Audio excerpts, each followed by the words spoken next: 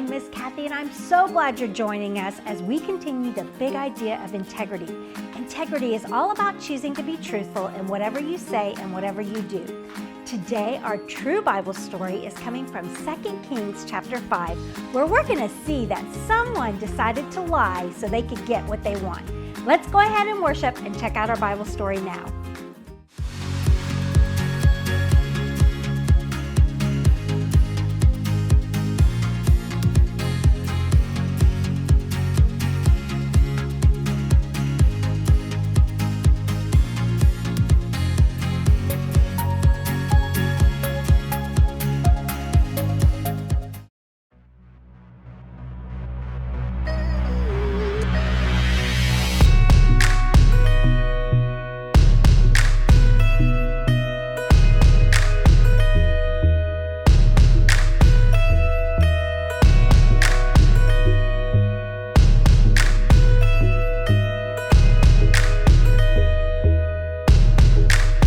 Maybe once in a while you cover up an itty bitty lie with a big fat smile.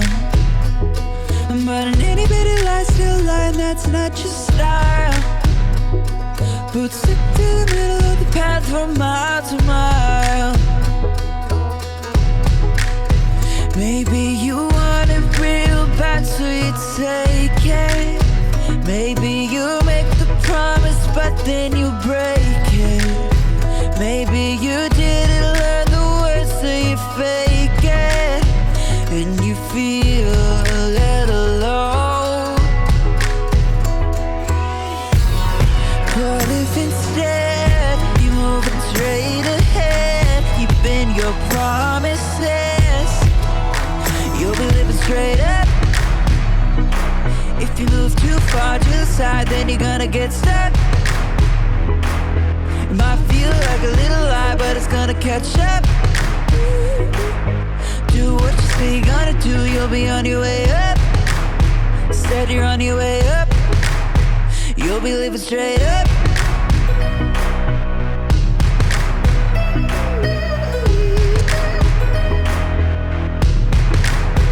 Maybe you've got a crew, and you said we're gonna do the good things that good friends do. And everybody's still a good friend who sticks like glue. Cause everybody did what they said and everybody was true. Maybe you wanted it but you didn't take it. Maybe you promised and then you didn't break it. Maybe you learned the words so you didn't fake it. And now everybody knows. But if instead you move straight ahead, keeping your promises, you'll be living straight up. If you move too far to the side, then you're gonna get stuck. It might feel like a little lie, but it's gonna catch up. Do what you say you're gonna do, you'll be on your way up. Instead you're on your way up. You'll be living straight up. If you move too far to the side, then you're gonna get stuck. It might feel like a little lie, but it's gonna catch up. Do what you say you're gonna do, you'll be on your way up. Instead you're on your way up. You can choose to be true, not just to everybody else, but true to you. You can choose to be true, not just to everybody else, but true to you. True to you.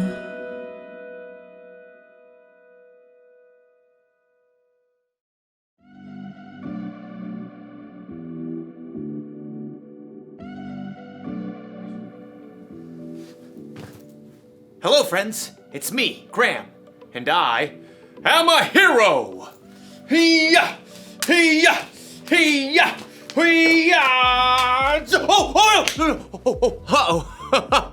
Well, okay, I'm not a real hero, but I'm pretending to be one.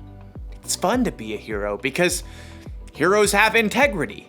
Integrity is choosing to be truthful in whatever you say and do. And heroes, above everything else, are truthful. Of course, it's also fun to pretend to be the villain. Now you will know the power of the bucket. For I, Buckethead, am your second cousin once removed. No, that's impossible! We look nothing alike! Would I lie to you? Yeah, probably. You're right, I probably would.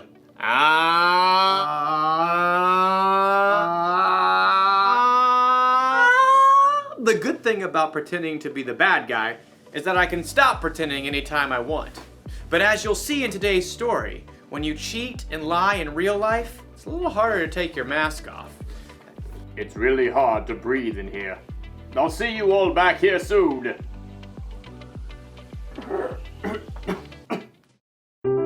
The Bible. It's 66 books of history, stories, letters, and poetry that fit together to form God's one big story. The epic adventure of how He created us and loves us so much that He made a way to rescue us. As we travel through the Bible, from Genesis to Revelation, we discover people who met God and found their lives changed forever. Now, for an amazing story, inspired by the book of 2 Kings, chapter 5. Naaman was the commander of the army of Aram, one of Israel's greatest enemies. Forward march! Though Naaman was a wealthy man, he had one problem that no doctor could solve. He had a terrible skin disease. Make it go away.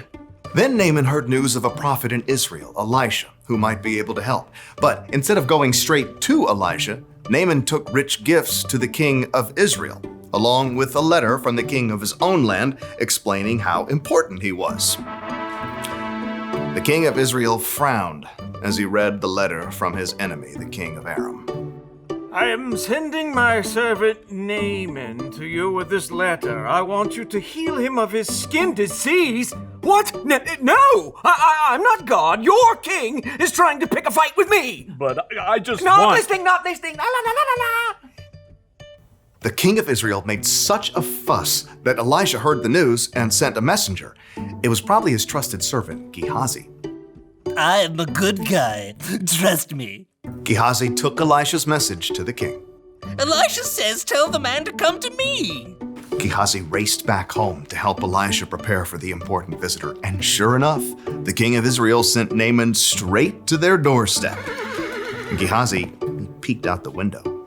Look how low the chariot is riding. What's in the back? Embroidered robes and bags of something? Gehazi?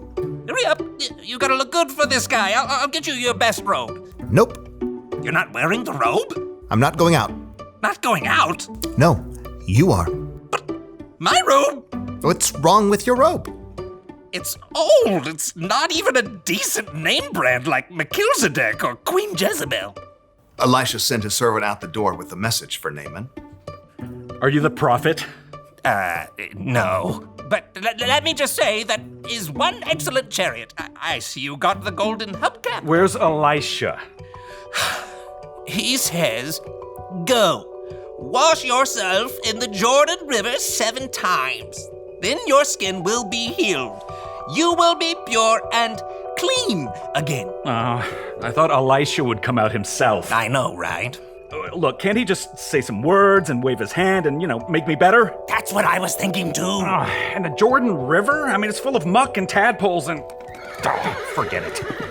Naaman tore off, angry, but his servants convinced him to follow Elisha's instructions. Naaman dipped 7 times in the murky Jordan River, and when he rose from the water on his 7th time... What? His skin was perfectly clean. He was healed. Unbelievable. Naaman raced back to Elisha's home. This time, the prophet came outside along with Gehazi. Naaman marveled at his unmarked arms and hands. Now I know that there is no God anywhere except in Israel. Please take a gift from me. Gehazi inched closer to the chariot. He could see the richly colored robes hanging over the bags of gold and silver.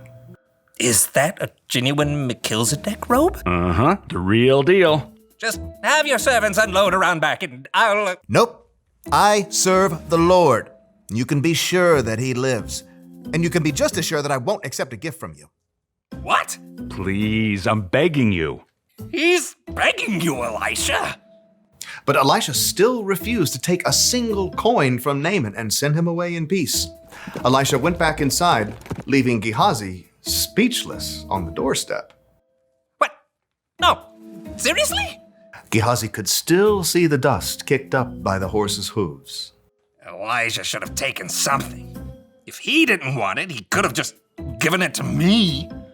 With that, Gehazi took off running down the road. His arms pumped and his sandals flapped as he crested the hill and came up alongside the chariot. Naaman pulled it to a halt. Is everything all right? It's fine. My master sent me to say that two young prophets have come to visit. Yeah, that's it. Please give them 75 pounds of silver and 2 sets of clothes. Oh, of course. Take twice as much. Naaman's servants carried the heavy bags of silver and clothing back up the road. But as they approached Elisha's house... Hey, thanks. I got it from here. Straining beneath the weight of his heavy load, Gehazi snuck inside and stashed the clothing and silver in his room. Then he hurried back out and strolled through the front door.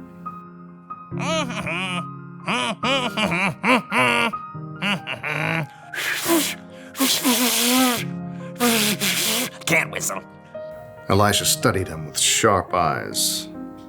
Where have you been? Oh, me? I didn't go anywhere. Didn't my spirit go with you? I know Naaman greeted you. I know you took money and clothes.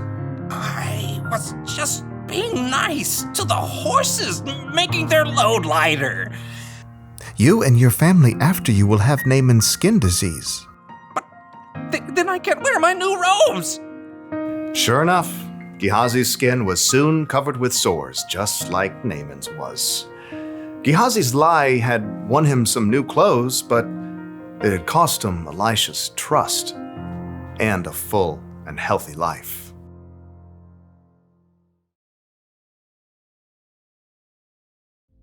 Elisha's servant Gehazi told some lies, didn't he? He lied to himself, saying he needed more stuff than he already had. He lied to Naaman to get the stuff. Then he lied to Elisha about all of it. Maybe Gehazi wasn't a bad guy, but would you be able to trust somebody like that? Never! What if someone lied to you? What if they said they were going to keep a secret, but they let it slip out? Or if they said they'd do one thing, but then did something else instead? Do you still trust them? Oh no! It's harder to trust people after they've let you down, right? Correct! It works the same way when we're the ones who tell the lie or don't do what we say we'll do. It can make us come across as the villain. So here's the one very important thing to remember. When you're not truthful, you lose trust. When you are truthful, you're the hero! And if you need even more evidence that being truthful is the way to go, look to Jesus. He always did exactly what he said he would do. He can be trusted no matter what. That's what I want to be.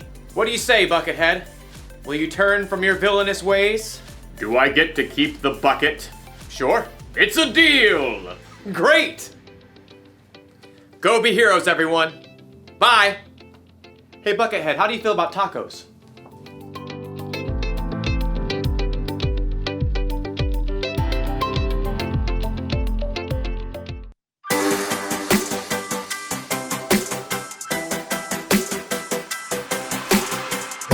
Before the day I took a breath, you had a plan for my every step.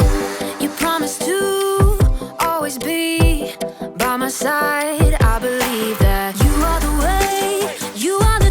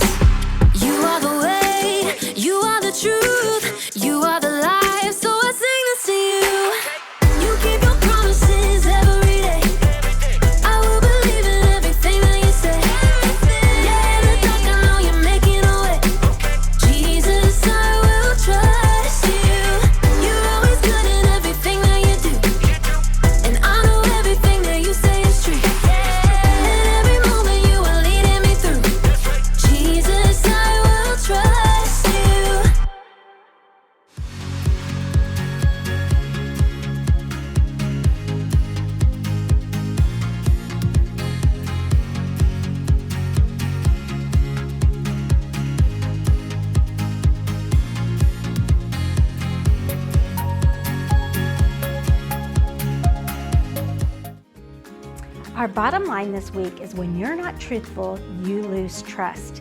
You know, God wants us to be honest no matter what the consequences might be. Honesty takes a priority. Have you looked at our Bible verse this month? Our memory verse talks exactly about staying on the right path. It's found in Proverbs chapter 10, verse 5, where it says, "Anyone who lives without blame walks safely, but anyone who takes a crooked path will get caught." Just a reminder to go ahead and check out our activity page that you can find on our Mountain Ridge app or on Online Elevate Kids online. All right, thanks so much for joining us, and I can't wait to see you next time.